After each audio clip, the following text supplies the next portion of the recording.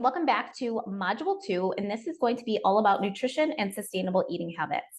And the first lesson is going to be what most people ask about, the kind of a high-level breakdown of how do we eat for weight loss and optimal health. And this is actually a whole lot simpler than a lot of us think it is, or the media or social media makes it out to be. There are a couple of components that play into this, and if you follow these guidelines and the things that I'm going to share with you, you and you're metabolically healthy. That's a key point there, that your metabolism is firing the way that it should be. You will be able to lose weight and maintain it. So in any program you look at, whether it's keto, whether it's what else is even out there right now, Weight Watchers, or I don't even know what the other, paleo, any of the things, they literally, if you are able to lose weight and maintain it on those programs, it is because they are following these principles in the way that they follow it. Whether you're a Beachbody, whether you're counting points, whether you're putting your food in containers, whether you're counting calories, whether you're doing keto, if you are able to lose weight, it is likely checking these boxes. Now, actually not all of the boxes, because one of them is that I will go into does not apply to all of them. And that's what is a little bit different, with the way I teach in this program is we are not only eating for weight loss, we're also eating to feel our best, for health, to help us going forward and become the healthiest versions of ourselves. So the components that play into eating for weight loss and optimal health, we're going to just touch on them very briefly in this lesson, and I'm going to dive deeper into them in lesson 2 and 3 in this module. So what they are is eating for fuel is number one, and that is eating the energy, the calories that our body needs to survive and thrive in the day-to-day, and not more. And that is where, if you're looking at calorie counting or macro counting or anything like that, that is where that can really be helpful as a data point, especially to start off, because we can kind of see, we can kind of gauge what are we eating in comparison to what our body actually needs.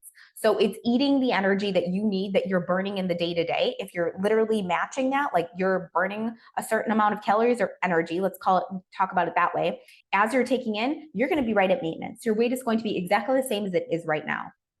The second piece, if you're eating more than you're burning, you're going to be gaining weight, likely. If you're eating less than you're burning in a day-to-day, you're going to be losing weight. Now, we have to take in consideration all of these factors and not just one, and the fact that you are fully metabolically healthy, you don't have any hormonal issues, anything like that, because that is a whole other category that we would have to dive into. So the second thing is that when we're eating for fuel, that we are not mindlessly eating, we're not emotionally eating, and we're not overeating. We're eating what our body needs, the amounts that our body needs. So component number 2 is that we are primarily eating whole, unprocessed foods. And that goes more to the health component, but also plays into weight loss as well. And this is foods that have minimal ingredients. And if you're looking at an ingredient label, if it has one, they're all ingredients that you can pronounce, you likely know what they are, unless there's some really unique like fruit or vegetable or seed. It's not things that you would find being made in a plant. They're either made from a plant or like an animal protein source. So primarily whole, unprocessed, clean foods.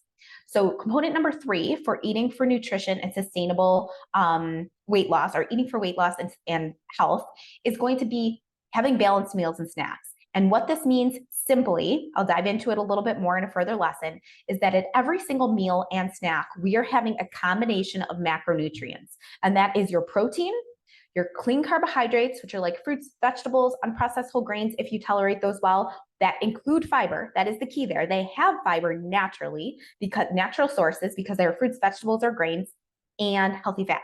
So again, balanced meals and snacks means we're eating a combination of protein, carbohydrates, and healthy fats at every single meal, instead of just having something like a bagel, which is pure carbohydrates, which turns in sugar in our body, or not just having even pure just a banana. Now, fruits are a little bit kind of there's a fine line there because they have fiber, but you ideally want to have some kind of protein or healthy fat with that to slow down the absorption of sugar in your bloodstream, which is going to keep your blood sugar balance, as well as avoid those energy dips and crashes, and help you more with fat burning versus fat storage. So those are the main components, which is eating the correct amount for your body, not mindlessly eating, not emotional eating, not overeating. Second is going to be primarily whole, unprocessed foods.